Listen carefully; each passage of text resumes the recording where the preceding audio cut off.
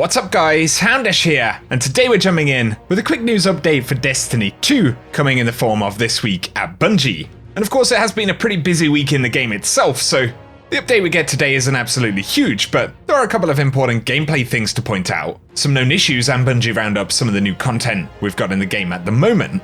We'll talk about new Bungie Foundation donation incentives, and then a couple of additional gameplay things. Bungie have fixed the issue with the very farmable Nightfall ordeal. We'll look at additional previews for Solstice of Heroes gear coming this year. Some new sneak peeks at Europa, the current opportunity to farm out some of the raid exotics, and a couple of other things in the video. So if you guys enjoy this one, a rating below really helps me out. But now let's get into it.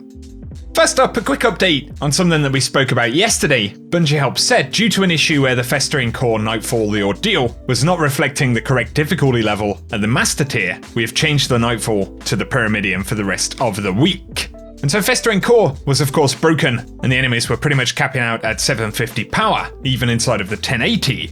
And loads of people had started farming it for all those masterwork materials and stuff like that, but of course with it going to the Pyramidion, that strike doesn't have the same issue, so unfortunately no more farming the Nightfalls for the moment, and possibly with IO going away, that'll be the last time the Festering Core would ever be the Nightfall. So a bit of a rep on that front. Up next though, a couple of pretty important known issues to point out.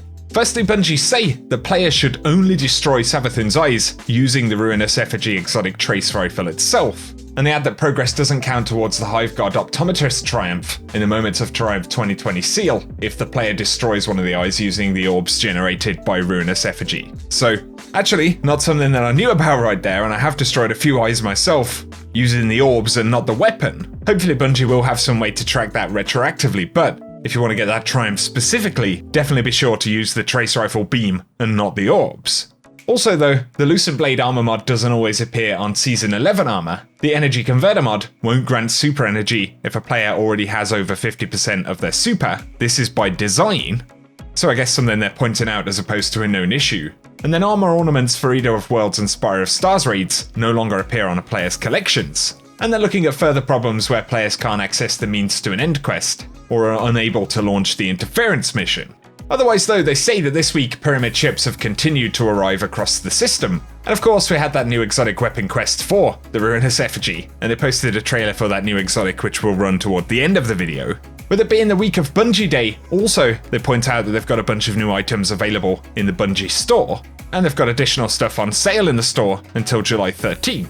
So I will link this week at Bungie down below with the details about that. And of course, being outside of the game, they point out that additionally you can get the Moments of Triumph shirt this year, based on your progress with the triumphs in the game. So all of those links will be in this week at Bungie, which I will link down below. If you're interested in Twitch Prime loot, Bungie have said that today they're pleased to announce that they're extending the Twitch Prime rewards program for Destiny 2 for another 4 months. And so if you have been collecting additional items, or maybe if you are a slightly newer player who has Twitch Prime, and you're using it to get some of the exotics, that is going to continue for an additional 4 months. Jumping ahead to something we spoke about in yesterday's video, but the Solstice of Heroes armor for 2020 has been revealed via the database since the update that we had this week. Jinx has shared images of the armor and ornaments for each of the classes right there. But also a quick preview of some of the requirements for the fully upgraded pieces this year. So for the helmets, we'll be required to complete a Nightfall the Ordeal strike on Master difficulty. Of course, these are some of the more endgame focused triumphs. The gauntlets will require a Nightmare Hunt on the moon. The chest piece requires the Pit of Heresy dungeon on the moon to be completed. And then we can see with the boots right there, the requirement to win 7 matches in Trials of Osiris. And finally to defeat the final boss in the Altars of Sorrow to upgrade to the class item.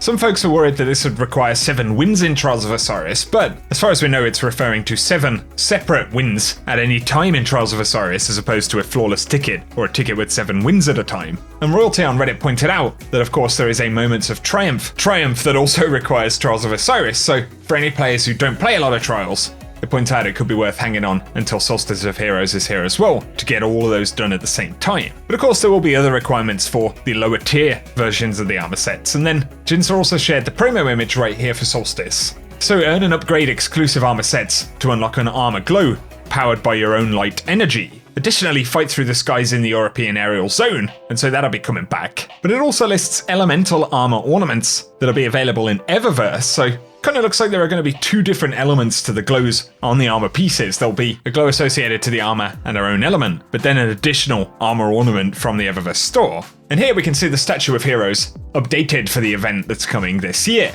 So that's going to be pretty cool, and it's neat to get some additional insights about it. Let us know what you think about the armor and stuff in the comments section. A quick shout here though, Bungie did share on Bungie Day some additional images from Europa for the Beyond Light DLC. I'd say this is a pretty cool one here, with buildings very similar to what we see on Titan, but also other Clovis Bray architecture. And actually, if you look at quite a lot of the B-roll that shows Europa, you see elements of Io, Titan, and Mars, which is pretty interesting. And then there's an additional image here that appears to show a pyramid ship as well. And of course, we'll be getting up close and personal with those once more. Moving on the subject of raid loot being farmable right now in Moments of Triumph, Cosmo confirmed that all exotics from the raids, including Anarchy and Taraba, will also be farmable from the checkpoints in their current state. So that'll be Leviathan, Eater of Worlds, Spire of Stars, and then Crown of Sorrow and Scourge of the Past are the two that have the exotics that randomly drop.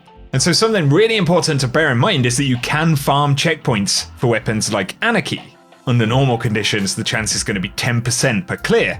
And obviously, that isn't an absolutely horrible number, so you can essentially farm for a 1 in 10 chance in Scourge of the Past at the moment, and just keep handing the checkpoint back and forth over your characters and with teammates and things like that. If you had time to do 25 boss checkpoints, it's something that you could literally do if you wanted it. Also on the subject of raids and raid gear, right now, with all of the reprised raid loot, of course we can farm to our heart's content for legendary armor. But if you are holding on to Callus tokens, it is possible to turn them into Benedict 9940 for randomly rolled stats on armor pieces, so you can pick up the non-prestige versions of the Year 1 Leviathan armor. But, of course, it is armor 2.0, and you can see right here we managed to get a couple of 65 stat roll pieces dropped, although these do come with the Opulence mod slot on them, so only able to equip Opulence mods, but they're not going to be sunset in terms of power until after the end of this coming year in Destiny, so they'll actually be useful up until Season 15, which is pretty crazy. Definitely something else to bear in mind.